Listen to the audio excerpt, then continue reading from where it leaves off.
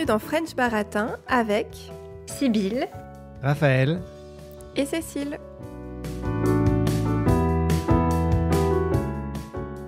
Cette semaine, c'est la rentrée scolaire et pour l'occasion, on va parler des enseignants français. Il faut savoir que depuis plusieurs années, l'éducation nationale a énormément de mal à recruter ses profs. Et oui, de moins en moins de personnes veulent faire ce métier. Il y a un an, j'ai lu un article qui expliquait ce phénomène, la crise de vocation des profs. Et ces mots m'ont vraiment mise en colère. Rappelons-le, une vocation, c'est quand on se sent fait pour un métier, comme s'il nous appelait. On parle aussi de métier passion. Et j'ai eu envie de consacrer un épisode à ce sujet, car il me touche particulièrement. J'ai toujours pensé que ma vocation était l'enseignement. Donc un jour, je suis devenue prof dans un collège-lycée. Mais après 2 ans seulement, j'ai décidé d'arrêter. Est-ce que moi aussi, j'avais perdu la vocation ? Je ne pense pas. Mon amour pour l'enseignement était resté intact, mais les conditions de travail étaient devenues tout simplement trop dures. Beaucoup demandent une revalorisation des salaires, donc de gagner plus. Et dans cet épisode, avec Raphaël et Sybille, nous allons nous demander si cela peut suffire à tout régler. Alors, vous êtes prêts, Raphaël et Sybille, pour tester vos connaissances sur la situation des enseignants en France ? Oui. Oui. Super. Alors, première question, pour comprendre un petit peu l'étendue du problème, c'est combien de postes d'enseignants n'ont pas été pourvus l'année dernière ? Donc à la rentrée 2022. Alors, moi, je n'ai pas vu le chiffre. Je peux essayer de faire une estimation. Je sais qu'en France, il y a presque 900 000 enseignants. Waouh. Donc peut-être que 20 000 postes n'ont pas été pourvus. Ouais, moi je suis parti du même chiffre de 900 000 étudiants, 900 000 enseignants et je me suis dit plutôt 30 000, mais bon voilà, c'est dans ces eaux-là quoi. Eh ben on commence, on va dire, l'épisode sur une bonne note, puisqu'en fait, il y a beaucoup moins de postes qui ne sont pas pourvus, puisqu'en fait, il y avait 24 000 places d'enseignants en 2022 à pourvoir, et 4 000 parmi ces 24 000 places n'ont pas été pourvues. Ah oui, c'est les nouveaux Oui. profs qui passent des concours Oui. ou qu'on essaye de recruter d'une manière ou d'une autre. Exactement, D'accord. tout à fait. Donc c'est 1/6 en fait des postes qui étaient disponibles qui n'ont pas été pris, on va dire, par les candidats, effectivement. Voilà. C'est plutôt, finalement, par rapport aux chiffres donnés, je trouve que c'est plutôt positif. Oui, mais 1/6, c'est beaucoup. Oui, 1/6 des postes, effectivement, c'est beaucoup, tout à fait. Et on en parlera tout à l'heure, justement, des raisons qui poussent les candidats, justement, à ne pas essayer de pourvoir ces postes d'enseignants. Ok, parfait. Question numéro 2.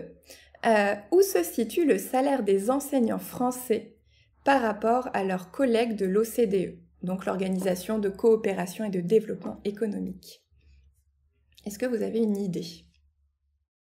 Moi je dirais autour de la moyenne à peu près, avec un salaire de base plus bas, mais avec tout ce qui est prime, etc., en moyenne un petit peu plus élevé. Ok. Alors moi, j'avais vu C'est ce que j'avais vu. plutôt que c'était en dessous, mais peut-être que ça ne prenait pas en compte les primes. Et que c'était 10% en dessous de la moyenne en début de carrière, mais jusqu'à 20% en dessous de la moyenne des salaires de l'OCDE au bout de 15 ans. Ouais, c'est exactement ça. Ouais, Ouais. c'est ça. C'est 20% au bout de 15 ans d'expérience par rapport à leurs collègues de l'OCDE. Et en début de carrière, en fait, on est juste au-dessus du SMIC. Donc c'est quand même très bas. Donc le SMIC, c'est le salaire minimum en France. Et en fait, on se rend compte, si on tient compte de l'inflation, que ça fait 20 ans que le salaire baisse chez les enseignants. Voilà. Donc, on est au-dessous de ce qui se passe pour nos collègues de l'OCDE, donc en dehors de nos frontières françaises. Super. Donc, 3e question.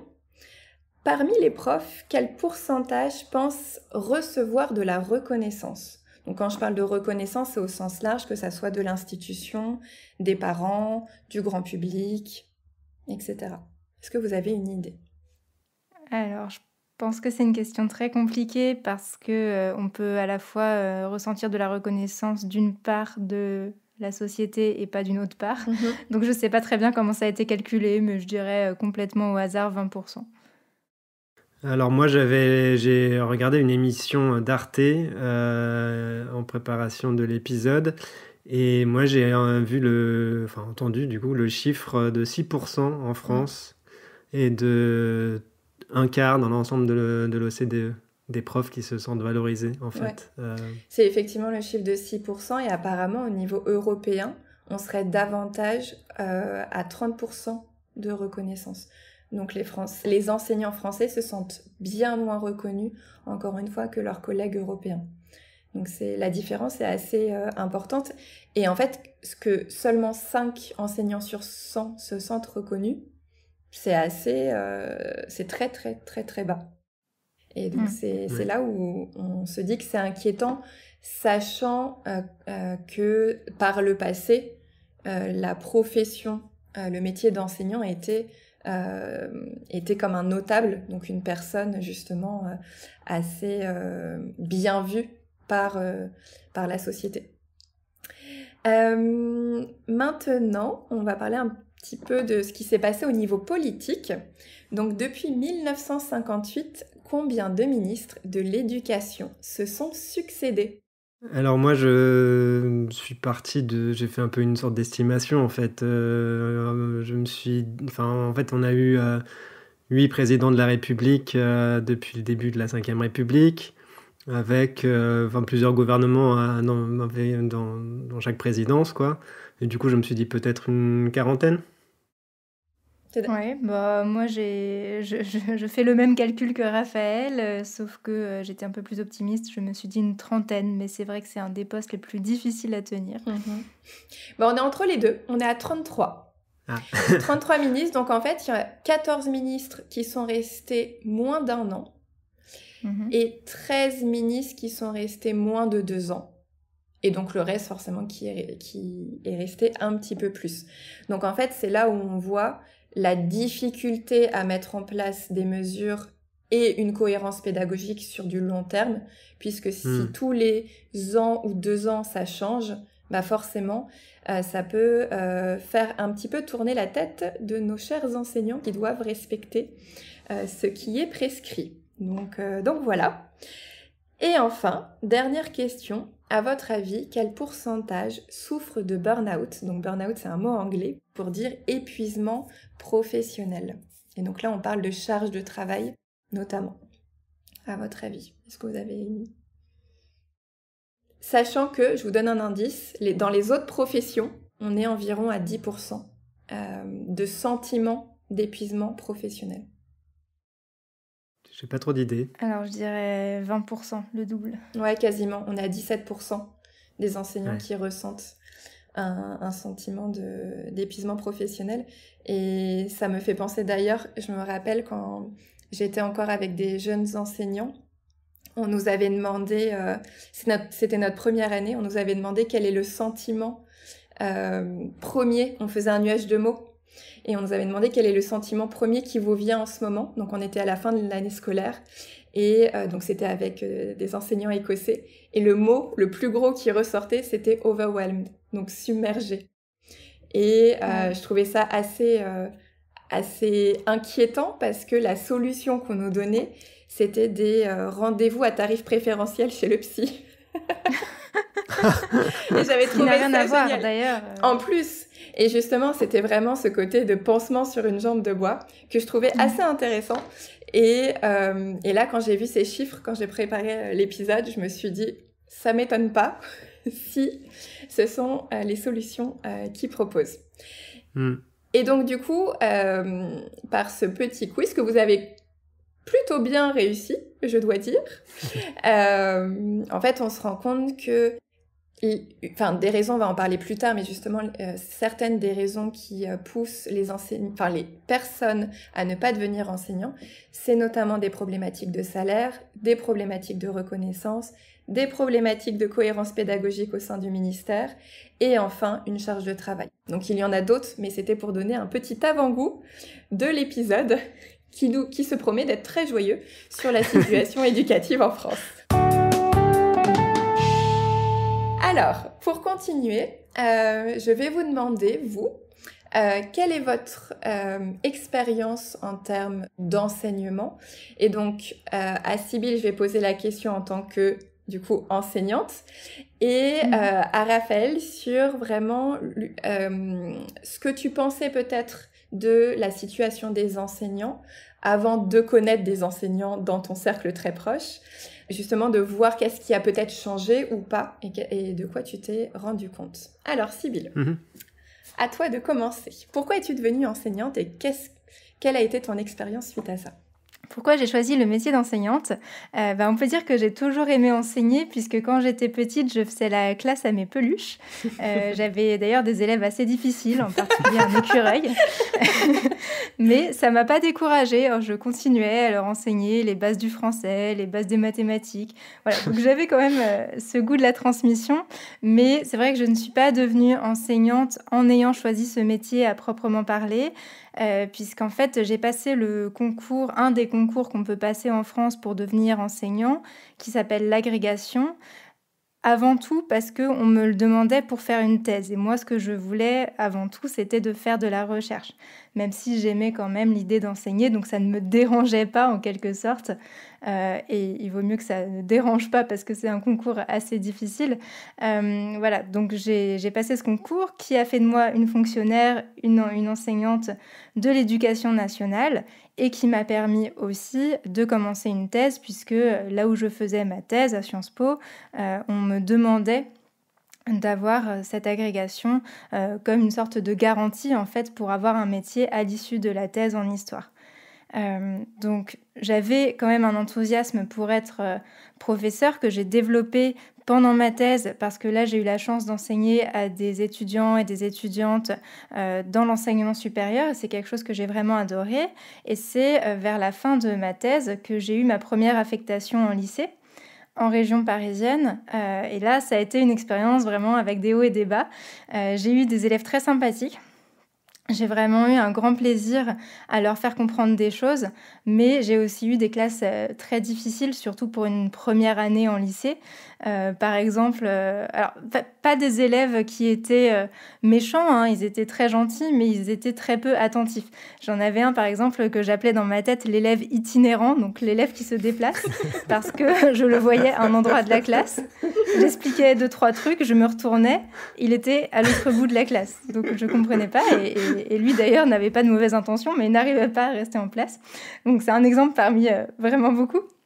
Et donc voilà, j'ai subi absolument aucune violence, il n'y a rien eu de dramatique, mais cet aspect gestion de classe a été assez difficile pour moi parce que moi, mes élèves, ils me faisaient rire, j'ai trouvé sympa et j'avais vraiment du mal à être très ferme avec eux et voilà, et à pouvoir réguler leur bavardage et leur excès d'énergie. Et l'autre chose aussi qui m'a beaucoup marquée pendant cette année en lycée, c'est aussi que j'avais l'impression d'enseigner des choses, donc l'histoire et la géographie, à des élèves qui n'avaient pas forcément envie d'être là et qui ne comprenaient pas le sens de l'enseignement, même si j'essayais de leur transmettre le plaisir d'apprendre. J'en ai un, par exemple, qui m'a demandé à un moment donné « Mais madame, est-ce que vous avez tout ça dans votre tête ?» Et alors moi, je lui ai dit... un peu en mentant. Et je lui ai dit oui, bien sûr, j'ai toutes ces informations dans ma tête. Et il m'a dit, mais ça vous sert à quoi? Voilà. Donc tout ça pour vous dire que j'avais beaucoup l'impression de dépenser énormément d'énergie et c'est vrai que moi aussi c'était vraiment la fatigue qui ressortait de mes journées. Voilà, j'étais pas malheureuse mais j'étais épuisée et je ne comprenais pas toujours le sens de ce que je faisais parce que j'avais l'impression d'infliger un savoir à des élèves qui n'en voulaient pas forcément. Voilà. Et donc à l'issue de cette année en lycée, j'ai eu la chance de pouvoir enseigner encore 1 an à l'université, ce que j'ai beaucoup aimé. Et puis j'ai choisi de devenir chercheuse indépendante et de continuer l'enseignement de manière ponctuelle dans le supérieur, mais pas de continuer une carrière au lycée ou au collège parce que ça ne me semblait pas du tout correspondre à mes envies et à ce que je voulais pour la suite. Et toi, Cécile, alors, parce que tu as une expérience un peu similaire à la mienne. Tu as aussi eu une expérience dans le secondaire. Oui, tout à fait. Alors déjà, moi, j'avais un terreau un peu fertile parce que mes parents, mes grands-parents, mes arrière-grands-parents étaient dans l'enseignement.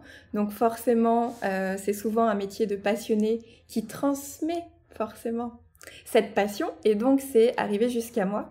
Et donc j'ai toujours voulu être prof, j'ai toujours voulu transmettre, un petit peu comme toi, Sybille, quand tu parlais. Alors je me rappelle pas d'avoir eu un élève difficile comme l'écureuil, mais par contre je me rappelle récupérer tous les bouquins de ma mère en primaire pour essayer de faire mes leçons de maths pour mes élèves fictifs. Et c'est vrai que j'ai toujours aidé mes copains de classe dès qu'il y avait des soucis. J'essayais de leur faire cours quand ils n'avaient pas compris eux-mêmes le cours. Et c'est plus tard, en fait, où j'ai découvert, quand j'étais en Angleterre pour Erasmus, l'enseignement du français, puisque je me suis retrouvée assistante dans un lycée. Et j'ai adoré. Et donc, j'ai décidé un jour de devenir prof de français. Et du coup, c'est il y a quelques années que je suis devenue prof de français dans un collège-lycée en Écosse. Donc moi, je n'ai pas eu l'expérience comme Sybille de l'éducation nationale française. Moi, j'ai eu l'expérience du coup au Royaume-Uni. Et on va voir qu'il y a des choses qui sont quand même similaires. Et moi, ce qui m'a marqué, alors déjà, c'est que pour les collégiens que j'ai eus, c'est que eux, ça commence en 5e, et en 5e et 4e, ils ne choisissent pas leur matière. Et le français était clairement pas une matière qu'ils trouvaient utile, puisqu'ils parlaient anglais et donc étaient capables de parler en fait à tous les gens du monde qui parlaient eux-mêmes cette langue. Et c'est seulement à partir de la 3e où ils choisissaient leur matière que j'avais des élèves passionnés. Et ça changeait toute l'expérience pour l'enseignant, puisque j'avais littéralement des heures terribles avec les classes qui ne choisissaient pas la langue, et des heures magnifiques avec des enfants qui voulaient apprendre. Et c'était assez perturbant d'avoir vraiment ces deux expériences complètement antinomiques finalement, qui étaient très très différentes. Et moi, ce qui m'a vraiment marqué, c'est la charge de travail, puisque j'avais l'impression... je travaillais, je pense, à peu près 70 heures par semaine, je faisais que ça. Au Royaume-Uni, on a plus d'heures de cours qu'en France. Et du coup, ça demande forcément du temps de préparation. Et comme les niveaux sont très différents entre les élèves, ça demande ce qu'on appelle de la différenciation, donc de faire des cours qui sont adaptés à chaque niveau. Et donc forcément, ça rajoute du temps de préparation. Je me rappelle que pour une classe, je crois que c'était une classe de 4e, on avait un peu comme l'âge que ces élèves avaient dans le domaine de la lecture. Donc on leur a attribué une sorte d'âge en fonction de leurs compétences.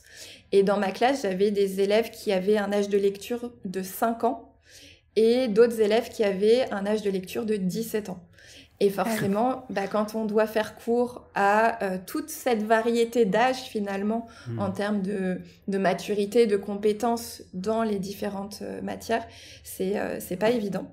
Et en plus, forcément, des préparations, il y avait tout ce qui était correction, tout ce qui était administratif, réunion, bulletin, formation, participation à la vie de l'école, enfin, ça n'arrêtait pas.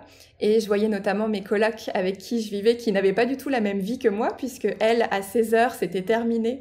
Et moi, je finissais souvent à 23h à peu près. Et sinon, ce qui a été vraiment dur, c'est alors ce que tu disais aussi, Sybille, sur la gestion de la classe. Et par contre, j'avais des élèves très sympas, mais qui vivaient donc dans des situations assez difficiles. Et ça créait des problèmes de discipline parfois assez graves. Et ça allait de l'insulte à la menace, et où on se sent pas forcément en sécurité, même avec des enfants qui ne sont forcément pas très grands, mais quand même, et où on avait notamment parfois la police qui était obligée d'intervenir dans certains cas. Et en fait, pour le coup, on parlait de burn-out tout à l'heure, ou d'épuisement professionnel. Je pense qu'à la fin de cette expérience, c'était un peu ça le sentiment que j'avais, cette impression de pouvoir bien faire, de vouloir bien faire, mais de pas pouvoir, parce que les conditions n'étaient pas réunies entre le nombre d'élèves, les différents handicaps, pardon, et la charge de travail qui nous incombait en plus. Donc voilà. Et c'est suite à ça, on m'a proposé un poste justement d'éditrice dans le secteur scolaire. Et une des raisons pour laquelle j'ai dit oui, c'était vraiment en fait d'avoir le temps de faire bien les choses et pas d'enchaîner systématiquement 1 heure de cours, une autre heure, sans avoir le temps de réfléchir pour pouvoir faire des cours pas parfaits, mais en tout cas qui soient efficaces pour les enfants en face de moi. Voilà. Mais je continue quand même à donner des cours de français, mais effectivement pas dans ce système, dans le système de l'éducation nationale. Voilà, pour cette petite expérience. Et toi, Raphaël, alors, quel était ton avant-après ? Oui, effectivement, enfin, il n'y a pas eu vraiment de différence majeure, mais c'est vrai qu'avant que je rencontre des profs, évidemment, en tant qu'ado à l'école, enfin au collège, lycée, on vit bien des situations compliquées parfois dans les salles de classe, avec des tensions avec les profs, etc. Et il y a certains profs qu'on n'aime pas, des élèves des camarades qui sont vraiment pas sympas avec certains profs, et je me disais que moi je voudrais pas être de l'autre côté de cette dynamique, quoi. Et donc ça me donnait pas du tout envie d'être prof. Et plus tard, ce que je me disais, ça a été confirmé finalement par ce que j'ai entendu dire par mes amis profs, et ce que vous venez de dire représente bien ce que je pensais déjà avant, quoi. Alors justement, est-ce que vous pensez, on va pouvoir commencer le débat, est-ce que vous pensez qu'il y a une crise des vocations parmi les profs ? Alors moi, je pense pas du tout qu'il y ait en soi une crise des vocations. Le goût de transmettre et d'enseigner existe toujours, et je me disais, on le voit d'autant plus qu'il y a de plus en plus de chaînes YouTube où des personnes qui ne sont pas forcément profs essayent de transmettre des contenus, essayent de transmettre leurs connaissances. Donc, je pense qu'il y a vraiment beaucoup de personnes qui aiment enseigner d'une façon ou d'une autre. Donc, il n'y a pas vraiment de perte de vocation. Par contre, il y a tout un ensemble d'autres problèmes. Oui, je pense que effectivement, les personnes qui auraient envie d'être profs sont plus réticentes à se lancer, parce qu'ils savent justement, en raison des conditions de travail, ils savent que les salaires ne seront pas les bons, que les conditions de travail sont mauvaises, etc. Je pense que c'est plus de là que vient un peu les difficultés de recrutement finalement. Et est-ce que vous pensez que si on augmentait les salaires des enseignants en France, est-ce que ça serait suffisant pour stopper la crise d'attractivité dont souffre l'éducation nationale en ce moment ?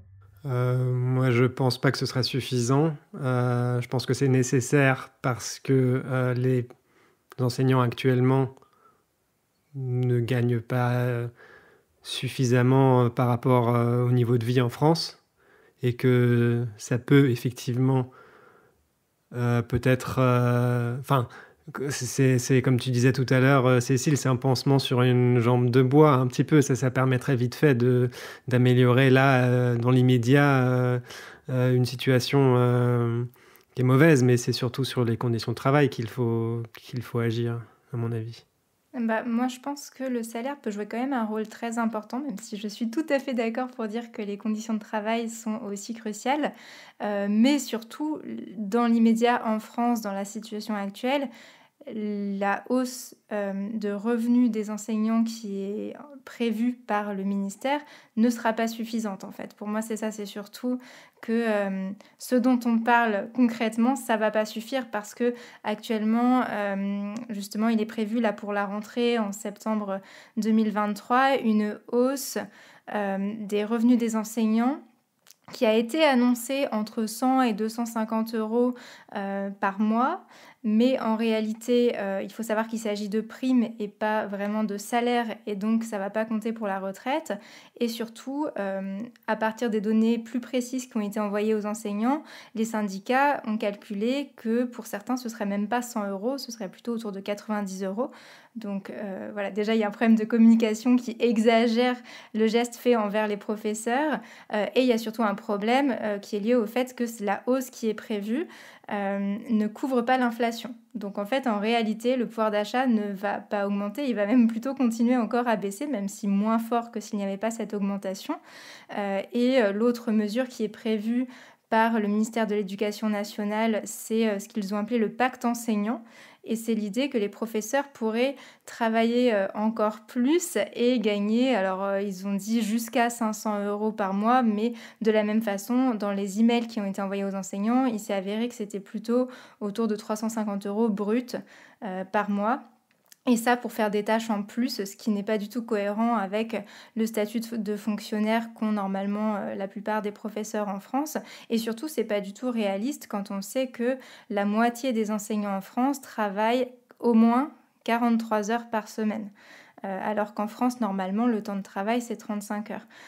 Voilà, donc en fait, moi, je pense que le salaire, c'est quand même un levier très, très important pour attirer plus de personnes vers ce métier, pour que ce soit un salaire qui paraisse attractif, même si on a 5 ans d'études, parce qu'il faut 5 ans d'études en France pour devenir professeur, mais qu'aujourd'hui, les mesures qui sont prévues, elles ne sont pas du tout à la hauteur de la perte de pouvoir d'achat qui a été subie, dont on a déjà parlé. Et comme le disait la secrétaire générale du SNES, qui est le syndicat principal pour les enseignants en France. Donc cette secrétaire générale s'appelle Sophie Vénétité et je l'ai entendue dans une émission de radio où elle disait que les petites mesures d'augmentation des revenus des professeurs qui étaient prévues actuellement, c'était comme si on essayait de remonter un escalator qui descend.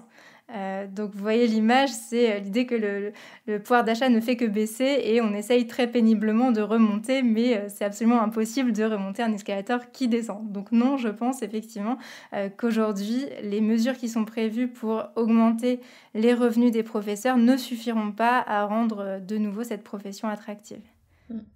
Moi, ce qui me perturbe un petit peu, c'est quand on dit justement travailler plus pour gagner plus.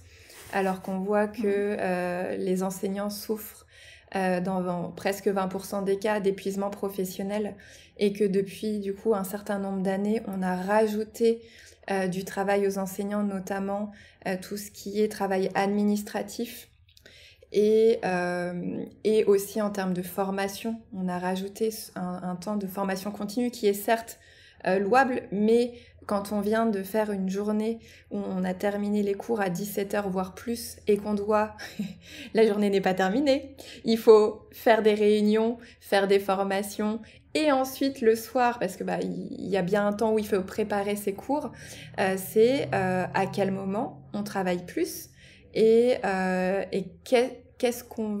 quel enseignant on veut devant ses élèves. Est-ce qu'on veut un enseignant épuisé? Et on sait très bien qu'en plus la gestion de classe, la gestion de la discipline n'est pas forcément évidente en ce moment. Et c'est ça. Alors je sais qu'il y a la réputation en France que les enseignants sont des feignants, qui finissent tôt la journée, qui n'ont pas cours pour certains le mercredi, donc pour ceux qui sont à l'école primaire et maternelle, qui sont toujours... qu'ils ont un métier entre guillemets facile parce qu'on ne considère que les heures où ils sont devant les élèves. Et en fait, c'est un métier, alors en tout cas de par mon expérience à moi et de l'expérience que j'ai vue en voyant mes parents quand j'étais enfant, c'est qu'ils travaillent beaucoup parce que s'ils veulent proposer un cours de qualité, ils n'ont pas le choix que de préparer. Et moi, de tous les métiers que j'ai fait, c'est vraiment celui justement qui était le plus fatigant. Et même s'il y avait plus de vacances, finalement, c'était comme un moment nécessaire pour dormir, reprendre de l'énergie et repartir. Alors que dans d'autres métiers, en France, on a 5 semaines minimum de congés payés quand on est salarié. Et finalement, c'est bien plus que les 12 semaines qu'on peut avoir, je crois, quand on est prof, en termes de ressenti, j'entends. Oui, je suis tout à fait d'accord, qu'il y a un écart énorme entre la façon dont ceux qui ne connaissent pas de professeur, voient le métier d'enseignant et la façon dont les professeurs voient leur propre métier. Effectivement, on le voit justement, en ce moment avec la rentrée, dans les commentaires sous les articles qui parlent justement de cette hausse du salaire des enseignants. Il y a encore beaucoup de gens qui disent: «Oui, mais ils sont toujours en vacances, ils travaillent que 18 heures», parce que 18 heures, c'est le nombre d'heures qui est passé face à une classe par un professeur certifié, donc qui a le CAPES, qui est un autre concours de l'enseignement, Secondaire. et 15 heures pour ceux qui ont l'agrégation comme moi, donc ça paraît encore plus scandaleux, mais en réalité, oui, on l'a dit tout à l'heure, la plupart travaillent bien plus que 35 heures par semaine. Et surtout, je trouve que, comme tu dis, c'est un travail très fatigant parce qu'on doit être absolument mobilisé. C'est comme si on était un humoriste, sauf que c'est moins drôle, face à une classe, face à un public qui doit se donner à fond pendant toute l'heure, et ça plusieurs heures par jour. Or, on n'imagine pas demander à un acteur de faire sa pièce toute la journée, quoi. Je me rappelle, il y avait un inspecteur qui était donc venu m'inspecter et qui, à la fin de l'heure, me disait vous devez bien dormir le soir. Tellement, justement, l'énergie qu'on donne pour intéresser nos élèves, puisque, effectivement, comme on l'a vu tout à l'heure, ils choisissent pas notre matière.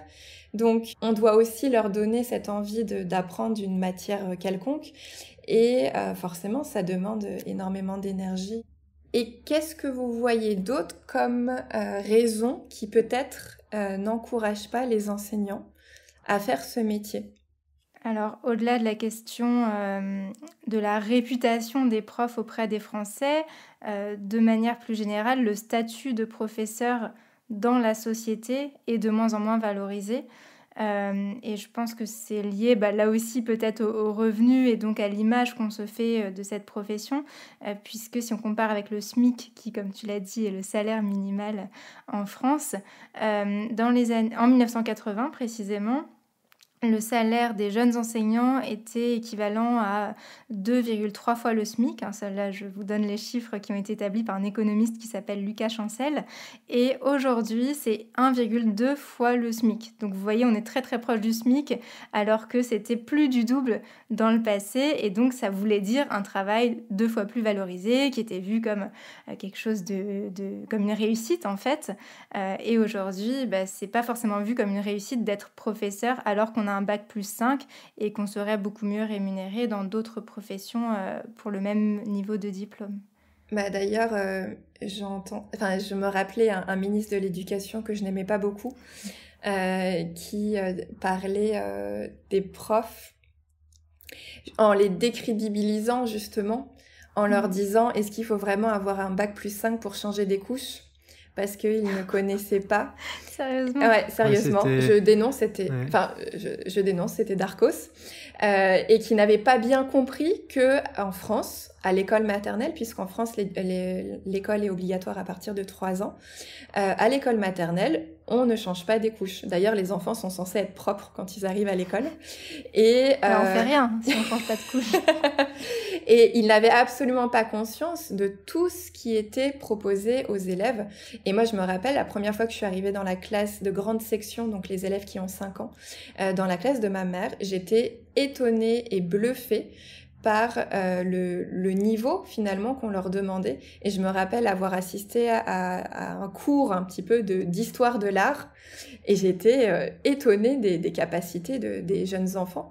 Et je trouve ça fou justement qu'on soit passé aujourd'hui à, quand on veut être prof, comme si c'était une voie par défaut, certes sécuritaire encore aujourd'hui, mais effectivement un peu ce qu'on appelle une voie de garage, qui est très peu valorisée par le reste. Et moi, quand je suis sortie de bac scientifique, quand tout le monde partait en prépa, en médecine, en école d'ingénieur, et moi je voulais être prof des écoles, donc quand on est prof en élémentaire maternelle, et on m'avait dit: ah, tu veux être que ça.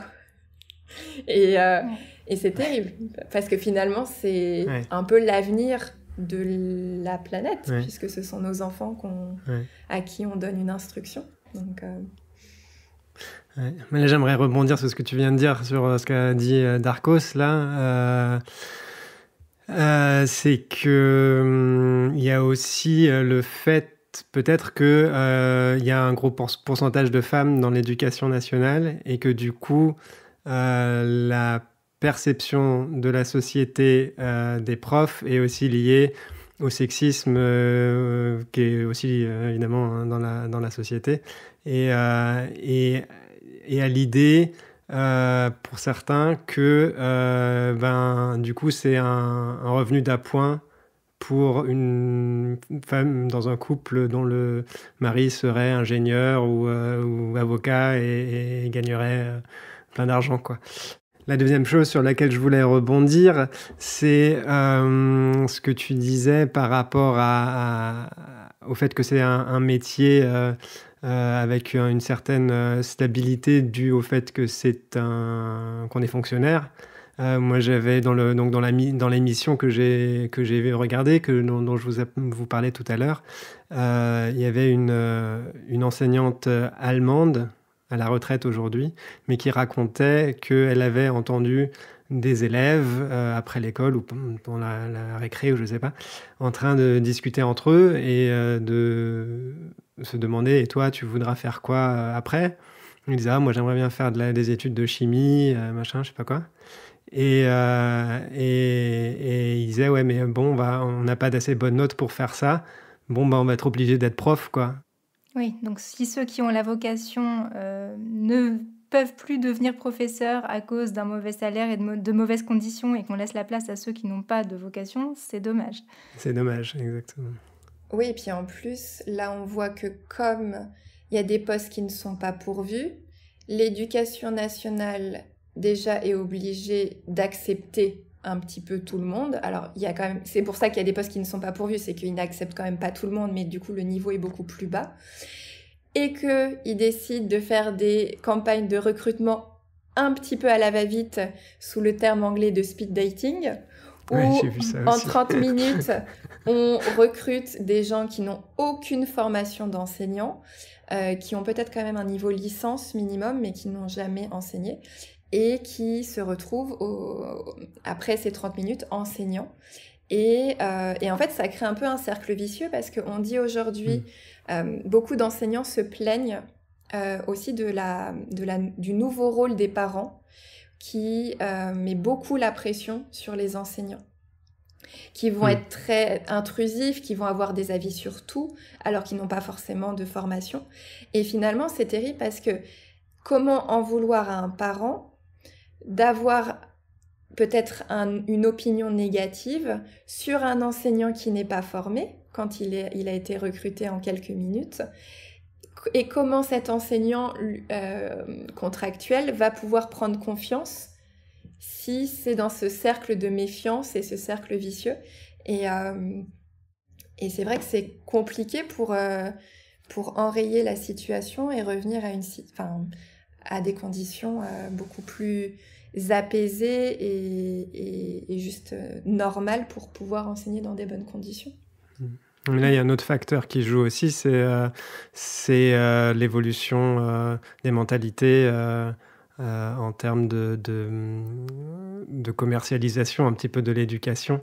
Les gens payent et s'attendent à un service. Et veulent que ce service soit rempli immédiatement et correctement, et si les enfants n'ont pas immédiatement des bons résultats, c'est que les profs doivent pas être bons. Ouais. Et que ce soit dans le public ou dans le privé, cette mentalité s'applique dans les deux cas. Bon, dans le privé, ils payent directement, dans le public, c'est à travers les impôts, mais la logique reste la même. Complètement, ouais. Et ce problème de manque de formation des enseignants contractuels qu'on recrute pour boucher les trous en quelque sorte, en réalité on le retrouve aussi avec les enseignants fonctionnaires parce qu'on a une bonne formation dans notre discipline, mais quand on passe par exemple l'agrégation, je parle de ce que je connais, on doit être très bon en histoire, un petit peu bon en géographie aussi puisqu'on a des épreuves de géographie, mais pas forcément bon pour enseigner en fait. On a quelques épreuves orales mais dans lesquelles on ne se comporte absolument pas comme si on était face à des élèves. On va plutôt utiliser des termes compliqués parce que on cherche à montrer qu'on maîtrise bien la discipline face à un jury qui est composé d'universitaires qui ne connaissent pas non plus ce que c'est que d'enseigner dans un collège ou un lycée. Et on peut même échapper à toute formation. Par exemple, dans mon cas, j'ai pu valider donc le stage, hein, ce qu'on appelle le stage, c'est une première année d'enseignement à l'issue de laquelle on devient réellement fonctionnaire. J'y ai échappé je l'ai validé parce que j'avais enseigné dans le supérieur pendant un nombre d'heures suffisant. Et donc ça a été validé sans même que j'ai été face à une classe. Et mes amis qui, eux, étaient partis tout de suite au lycée ou au collège, ont eu quelques petits cours dans le cadre de ce qu'on appelait l'IUFM, qu'on appelle maintenant l'INSPE, donc c'est Institut National Supérieur du Professorat et de l'Éducation. Et c'est donc un institut de formation qui donnait des cours, mais eux, ils n'ont pas trouvé ça utile du tout. On leur donnait des conseils comme ne rendez surtout pas les copies le vendredi parce que les élèves pourraient se suicider le week-end si ils ont une mauvaise note. Voilà, donc on n'a pas plutôt enseigné aux professeurs à comment faire en sorte que leurs élèves, je sais pas, n'aient pas envie de se suicider tout court. Et donc oui, il y a vraiment un problème au niveau de la formation pédagogique en France. Et ça, c'est peut-être plus une spécificité française. Je sais pas comment c'est dans les autres pays. Toi, Cécile, tu avais eu des cours sur la pédagogie en Écosse ? Oui, nous on avait eu des cours sur la pédagogie alors nous déjà c'était un peu particulier. Déjà en Écosse c'était pas un concours et on était les professeurs de primaire et les professeurs du secondaire, on était ensemble. On avait juste parfois des matières spécifiques à notre matière, mais on était plutôt bien accompagnés. Après, une autre spécificité, c'est qu'on avait toujours quelqu'un dans notre classe au début quand on enseignait. Par contre, ça a quand même deux effets entre guillemets un peu pervers, c'est que d'une, ce ne sont pas nos classes. Donc on n'est pas vu comme un enseignant à part entière au début. Donc c'est pas forcément facile pour faire ses armes. Et la deuxième chose, c'est qu'on a des avis contradictoires des professeurs qui nous mentorent. Et ça, c'est très compliqué, justement, d'avoir ces avis divergents qui vont nous dire non, il faudrait faire comme ça, et quelqu'un d'autre qui dit non, tu devrais faire l'inverse. Et du coup, on sait plus trop forcément dans quelle direction aller. Oui, effectivement, on ne nous rend pas du tout la vie facile en nous fournissant un cadre d'enseignement qui est vraiment pas le plus adapté. Il y a la question, par exemple, du nombre d'élèves par classe. Moi, c'est vraiment quelque chose qui m'a semblé central dans mon expérience d'enseignement. C'est que j'avais donc des classes autour d'une trentaine d'élèves. Hein, c'est tout à fait classique pour un lycée. J'ai vu que la moyenne, c'est 30,2 élèves au lycée et 25,6 élèves par classe au collège. Et en fait, c'est très, très difficile de faire cours à autant d'élèves en même temps. Alors que quand on les a en demi-groupe, ce qu'on appelle un demi-groupe, c'est donc la moitié de la classe, c'est vraiment plus confortable, c'est beaucoup plus facile d'enseigner de cette manière-là aux élèves, en fait, parce qu'on va pouvoir faire attention aux besoins de chacun et on va pouvoir aussi avancer plus vite grâce à ça. Sur la question des conditions d'enseignement aussi, je pense qu'il y a un rôle important des inégalités, parce qu'en France, en fait, on a de plus en plus d'établissements où tous les enfants, ou quasiment tous les enfants, tous les élèves viennent de familles défavorisées. Et c'est quelque chose qui s'accentue. On va plutôt vers moins de mixité sociale dans les établissements. Et ça, c'est aussi quelque chose qui peut nuire à l'apprentissage parce que si dans une classe, tous les enfants ont des familles qui ne peuvent pas les aider, ils vont pas non plus pouvoir s'aider entre eux au cas où un professeur soit absent ou un devoir soit difficile. Et du point de vue des futurs enseignants, les difficultés rencontrées dans ces établissements plus défavorisés, c'est aussi quelque chose qui rebute, qui peut ne pas donner envie d'enseigner parce qu'on a peur d'être envoyé dans un établissement particulièrement difficile. Voilà. Et ça, je me demande si c'est pas une particularité française. Toi, Raphaël, qui as vu des documentaires sur l'éducation dans les autres pays, est-ce qu'il y a des choses qui t'ont marqué, qui étaient peut-être différentes ou pareilles que ce qu'on a en France ? Au niveau européen, il y a quand même beaucoup de similarités sur beaucoup de sujets. Effectivement, dans beaucoup de pays, il y a des difficultés de recrutement, il y a des problèmes de salaire. Ce dont tu parles avec les disparités sociales, dans l'un des documentaires que j'ai vu, il parlait du Portugal Et c'est vrai que là-bas aussi, il y a des zones avec des situations sociales très différentes et où il y avait notamment une enseignante de chimie qui était interviewée dans ce documentaire qui disait que il y avait vraiment une division un petit peu de la société avec d'un côté des écoles avec des situations sociales complexes et de l'autre des écoles avec des élèves arrogants qui pensent que les enseignants sont leurs employés et qu'on a un peu une disparition au milieu de la classe sociale, des classes moyennes, pardon, qui du coup... qui aurait un rapport normal à l'école. Rapport normal à l'école, voilà, exactement. Et il y a un chiffre aussi dans le documentaire que je regardais qui m'a marqué, c'était qu'il disait qu'en 2030, il manquera 68 000 profs en France et en Allemagne. Et voilà, donc il y a du boulot. Il y a du boulot et on peut vraiment se demander ce qui devrait être fait pour éviter cette situation. Ça me semble être une parfaite transition avec notre conclusion. Est-ce que vous avez des rêves, des mesures à mettre en place pour que les personnes qui aiment transmettre aient envie de redevenir enseignants en France ? Moi, j'ai plein de rêves. Je pense qu'il faudrait un changement profond, comme on l'a dit, au niveau des méthodes, de la mixité sociale, mais aussi des salaires. Et que ce soit les salaires ou tout le reste, ça demande beaucoup d'argent. Et ce qui m'a vraiment frappée dans ce que j'ai pu lire et entendre en préparant ce podcast, c'est qu'en fait, ça n'a vraiment pas de sens de ne pas investir dans l'éducation, puisqu'il y a des études comme celle de Yann Algan et Thomas Ernoult qui ont montré que investir dans l'éducation sur le long terme et même sur le moyen terme, c'était très très très bénéfique pour la croissance économique, tout simplement, parce que ça permet d'avoir une population qui est plus productive, avec une meilleure capacité d'adaptation aux nouvelles technologies, mais aussi la capacité de travailler en groupe. Or, aujourd'hui, notre économie, elle fonctionne de moins en moins de manière verticale. Il faut savoir plus travailler en groupe.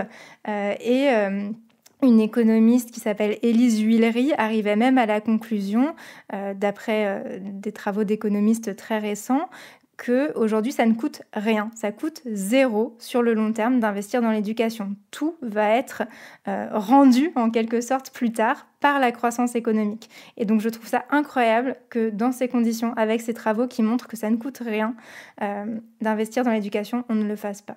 Et d'ailleurs, ça me fait penser à la phrase « Quand on ouvre une école, on ferme une prison ». Que je trouve très jolie, justement, de voir ce que tu disais, Sybille, de l'investissement qu'on donne à l'école. On reçoit tout de suite, finalement, les bénéfices. Et moi, je rêve, je crois, de l'éducation nationale qui traite aussi bien ses enseignants qu'elle leur demande de traiter les élèves, puisqu'on dit aujourd'hui aux enseignants d'être bienveillants avec ses élèves. Et j'aimerais qu'elle fasse exactement la même chose avec ses enseignants, parce que c'est un métier qui est pas facile et pour autant qui est passionnant. Et je pense que effectivement, les rémunérer, certes, c'est quelque chose de nécessaire, mais qui ne s'arrête pas juste à ce qu'ils gagnent à la fin du mois, mais juste d'être capable de faire leur métier dans de bonnes conditions pour donner le meilleur aux futurs citoyens de notre planète. Et donc, c'est fini pour aujourd'hui. L'école est terminée. Si le podcast vous plaît, n'hésitez pas à le partager autour de vous et à mettre 5 étoiles sur Spotify et Apple Podcast. Et si vous avez envie d'aller plus loin, la transcription et des activités sont disponibles sur Patreon. Un grand merci pour votre soutien et à bientôt dans French Baratin. À bientôt. À bientôt.